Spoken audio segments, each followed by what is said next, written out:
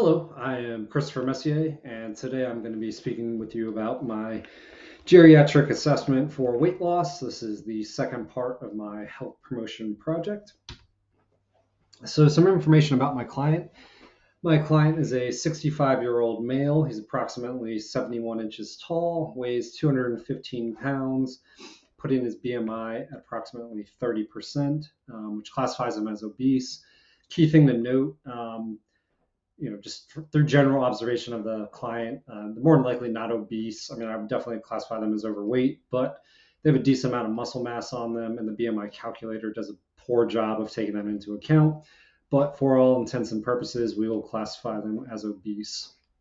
The client is employed still to this day. They're upper middle class. They live in a single family detached home in a suburban setting in Northern Virginia. He is a divorced parent of two biological children. He is currently in a long term monogamous relationship. And within that relationship, he is now a father to a school age child and an adolescent child. The client is very active. He hikes on a regular basis, especially with those kids. He rides his road bike almost every day, and then he completes resistance exercises 3 to 5 times a week. His medical history, the client does report gout. It primarily affects them in their feet, mainly in their toes, but they are starting to notice that they're getting a little bit of flare-ups in their other joints. The client does use hearing aids, especially when they're indoors and there's a lot of other ambient noises going on.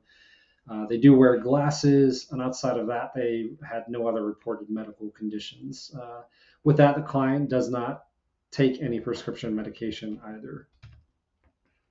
So looking at all of our geriatric assessment tools, the geriatric depression score, they scored a 0, indicating there's absolutely no signs of depression. They scored a 6 on their CATs, showing that they're highly independent. Perfect score in their mini mental state exam, indicating no signs of dementia or early onset dementia. On their hearing screening, they did score a 10, which places them somewhere between mild and moderate hearing loss.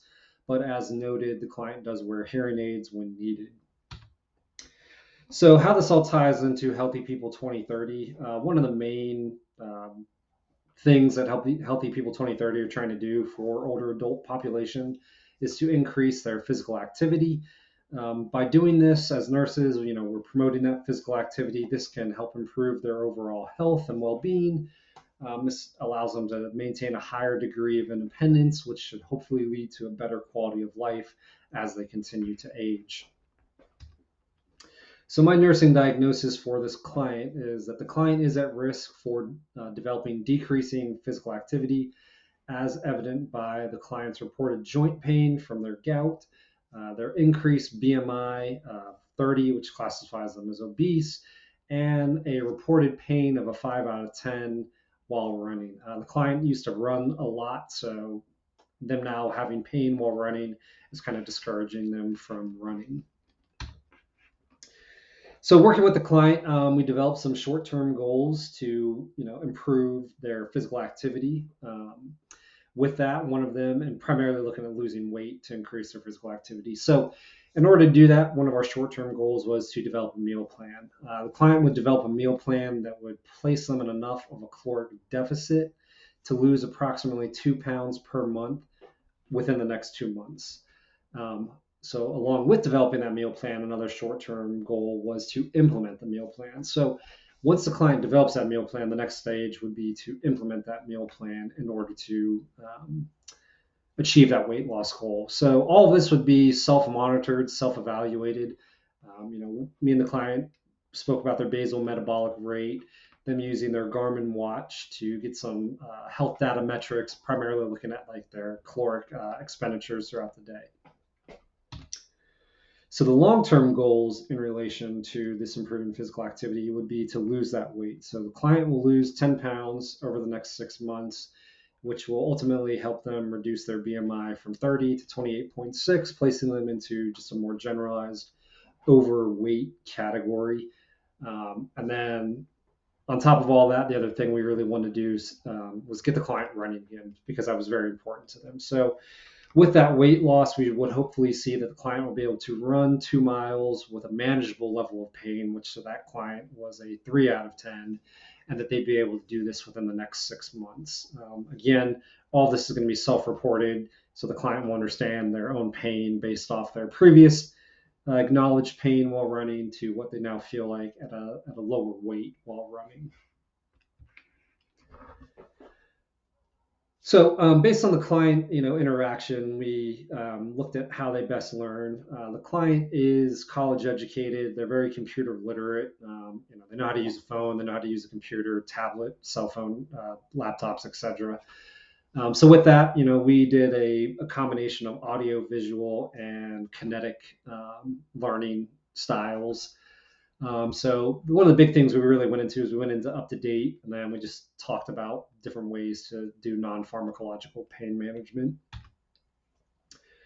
So again, that teaching plan, we spent a lot of time discussing how to develop a meal plan, what goes into that, making sure we identify foods that the client enjoys.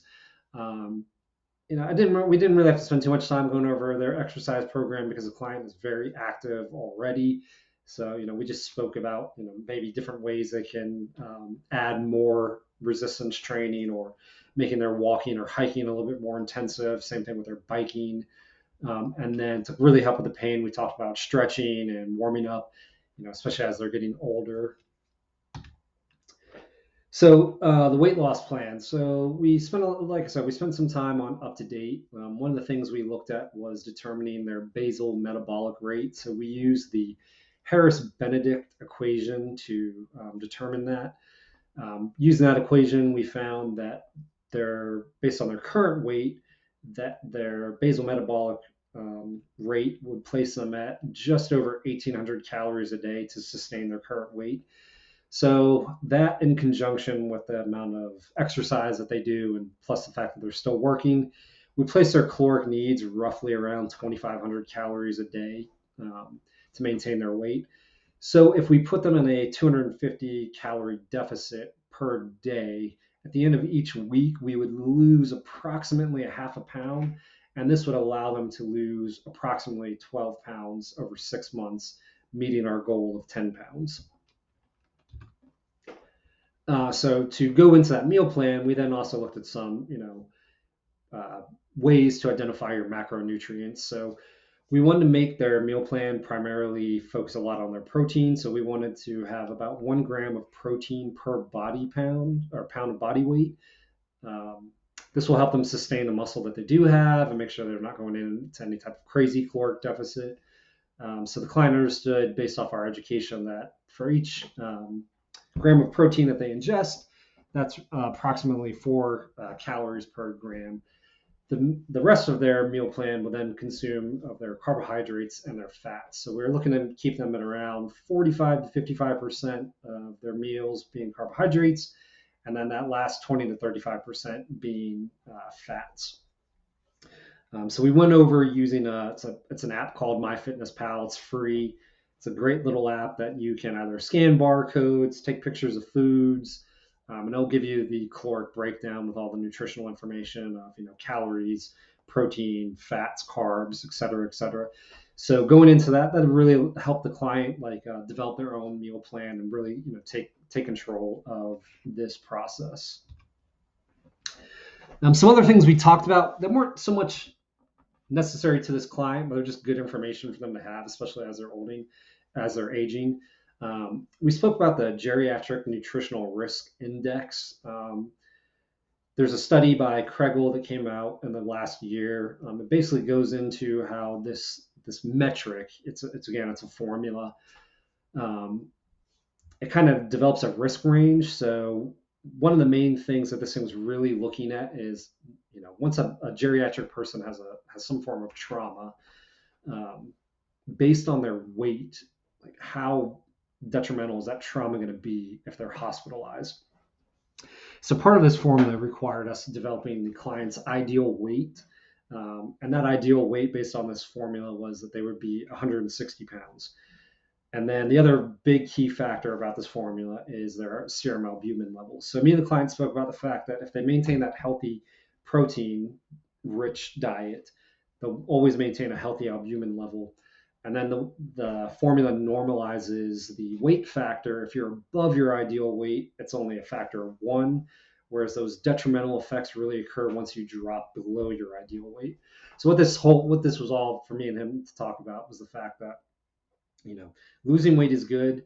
We don't want to drop below this 160 pounds, because if any type of trauma, slip, falls, or any type of injury as they age were to occur, being underweight could make their hospital stay worse for them. Some other things we looked at non-pharmacological pain management. This really went into a lot of, like mindfulness, acupuncture, all these other things. This really didn't mesh too much with the client's like general lifestyle, but there were some things we did highlight. We talked about like using orthotics, maybe changing up their type of shoe, putting on a knee brace, or just doing any type of stretching, or just anything to get their mind off the pain. 5 out of 10 wasn't really detrimental; it just was enough to aggravate them to the point where like, I'm just going to ride my bike rather than run. But since running is something they really enjoy, we want to get them back into that. So we were just going over some ways that they could do that without taking any type of analgesics, especially opioid analgesics. So the evaluation for all this. So at the end of the 6 months, we were gonna, evaluate the client's weight loss, see if the client was running without decrease in knee pain, and then just also evaluating along the way, like, hey, is the meal plan working? Because we're obviously, as the client loses more weight, we have to adjust that meal plan based on their current weight and the amount of protein that they're going to be eating, and then build out those fats and carbohydrates based off that decreasing weight. So there were some challenges, at least on our short-term goals. The client was able to develop their meal plan. That wasn't really a big stretch for them. They've previously developed meal plans in the past, especially when they were singles, so this wasn't a big stretch for them. Where this came into a little bit of a challenge was on that implementation. As the client is now in a long-term relationship with a family with kids, and the client's job requires them to travel pretty frequently, implementing that meal plan just wasn't practical at this point in time. So, he spoke about the fact, with our plan, he understands that the meal plan is important. It's vital for this whole process, but just, life happens. And as such, he just wasn't able to change the entire family's nutrition to, meet his goals. In terms of our long-term goals, those are both ongoing. So the weight loss is supposed to be over a 6-month period of time. Over these past 2 months, the client has lost 2 pounds. So this kind of shows that the client understands that even though the meal plan is a way to get to our means, them adjusting their exercise routine and just understanding that, hey, as long as I'm in a caloric deficit, I can continue to lose weight. So he was able to do that, which allows us to, even without implementing the meal plan, the client is still projected to lose those 10 pounds over the next 6 months. That pain-free running, he said he hasn't made any effort to run right now, just because he understands the whole goal is to take that weight off, which should reduce some pressure on the knees, which would then, lead to a lower pain scale. But in the meantime, he's just going to keep hiking and biking. So that concludes everything for this health promotion project. These are the references for all the things that me and him spoke about via UpToDate. And then it just also covers the Healthy People 2030 and all the factors that they're looking at to improve health for everyone. Hope you enjoyed and have a nice day.